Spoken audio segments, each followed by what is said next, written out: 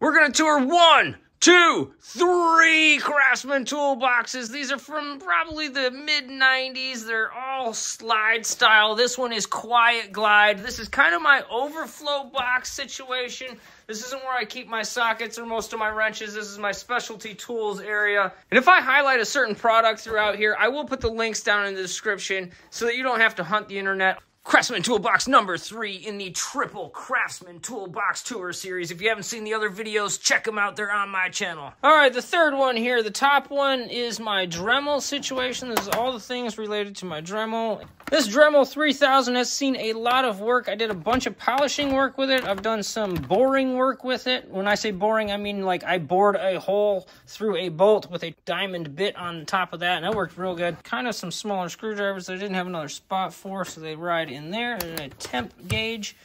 Let's see here, temp gun. And I'm doing this in 41-degree weather outside with y'all today. Car interior. So if I'm working on the interior of a car, this is usually where I'm going to have to be. This is push pins. Some of my electrical testing stuff goes in here. Terminal tools are real nice to have around. These pop the wires out of the back of electrical connections, like for car terminals and stuff like that. This thing, the first time it works, is going to pay for itself. I'll tell you that. I've got some smaller, tiny little hammer here. I've got some panel poppers. I've got another, like, I think this is for a window popper or window holder, installing a window in the side, like the driver's side of a car, or removing it. I can't remember. This is great for get rid of all the hair and whatever fuzzies that are on the inside of your car right before you list it for sale. Get yourself one of those. This kind of does the same thing with pet hair. That's what I've used it for. I'm not entirely sure what it's actually for. It might be a scaler for fish, but it's plastic, so I don't know. More panel poppers, cheap ones from Amazon. Some of the wiring that goes with this stuff over here. And this is this next drawer is one that I use quite a bit. I call it pre-packs because I wasn't sure what else to call it. But it's these things, all this type of stuff. Let's see, I've got electrical connectors that are solder-free. They kind of like solder themselves. I've got O-rings. I've got washers galore. I've got hose clamps. I've got more hose clamps. I've got more hose clamps. I've got rivets. I've got electrical connector extenders, back probing kit. This comes in handy too. I've used it just a few times, but the first time you use it, it's going to pay for itself. It won't pay for itself in money, but it'll pay for itself in time that you don't waste chasing down electrical problems. I've got a spring assortment back there. I feel like everybody needs probably a handful of these types of products on hand. I've got hardware packs, more hardware packs. Shrink tube, Wi-Fi shrink tube is a really good one. I like those. More hardware packs, cotter pin pack, electrical connectors, more heat shrink. Let's see, hose clamps, hose connector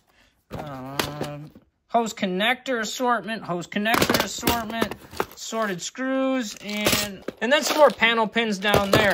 I'm seriously in this drawer all the time when I'm working on cars because, well, you're going to need either a crush washer, a hose clamp, some shrink tube, an O-ring, a nut, a bolt. No matter what, you're going to need them in there somehow. Red bins. What are red bins? Well, they came with a Milwaukee setup that I had, and I've put them all in here. Most of them, at least. And they house all the random little things like this that I grab throughout the day of work. And this style of setup works great for me. I've got easy access to Q-tips. I use those quite a bit for like cleaning things or applying glues.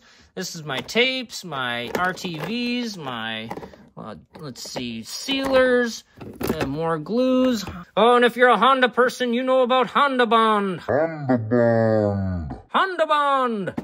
I've got hand warmers because like I just showed you, it's freezing cold in here sometimes. It's actually pretty warm in here today. I've got wire brushes galore. I've got clothespins. These, if you don't have clothespins in your garage, you should get them. These come in handy more often than I can admit. I use them all the time.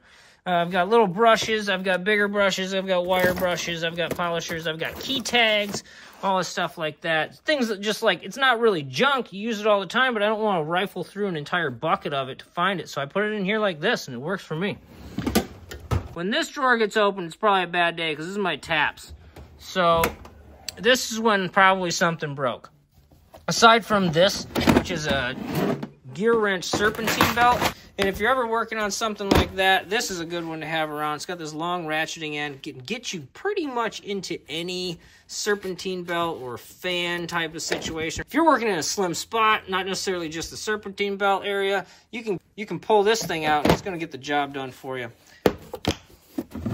Oh, you know what? This isn't too bad. If I got to pull this out, this is not too bad of a day. This is the master sensor socket kit from Gear Wrench.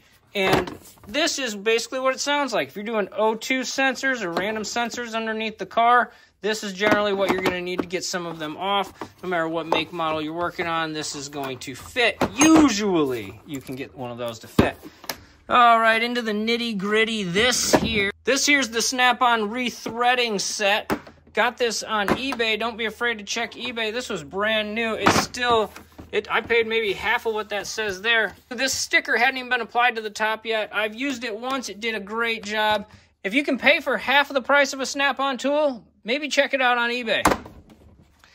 Oh, there's an old school tap and die set that I've had around for years. This is like a backup helicoil tap and die set in there. That's an old school backup 1/4-inch Craftsman set. This is just some discs and what is this, like a water transfer thing and a bearing down in there. This I've used quite a few times. I'm going to show you. This is a really nice set from Gear Wrench. This is a ratcheting tap and die setup, and I'll show you real quick what I mean by ratcheting. Not a whole lot of companies do this.